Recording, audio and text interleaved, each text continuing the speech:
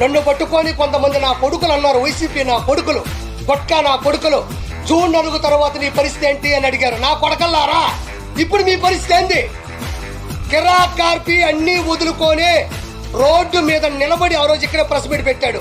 మీలో ఒక్క నా కొడుకైనా వైసీపీ నా కొడకలకి ఆర్పీలో మాట్లాడే దమ్ముందా? ఎవరైనా మాట్లాడగలరా? మీకు దమ్ముంటే నా కొడకల్లారా, 4వ తారీఖు ఏంటన్నా, 4వ తారీఖు మీ ముందే ఉన్నా నా కొడకల్లారా.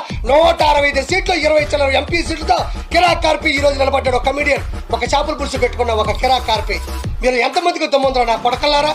మినిమం చదువు కూడా చేత కాదు నా కొడకలారా, గొట్కాలు వేసుకునే నా కొడకలారా, గోండా నా కొడకలారా, పశువులు నా కొడకలారా, మృగాలు నా కొడకలారా, రండి నా కొడకలారా.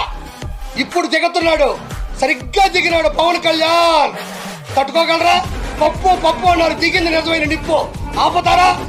చంద్రబాబు నాయుడు గారు మీ వాడు ఏసీ బస్సులో నా కొడకల్లారా, మేమంతా సిద్ధంలో పెడితే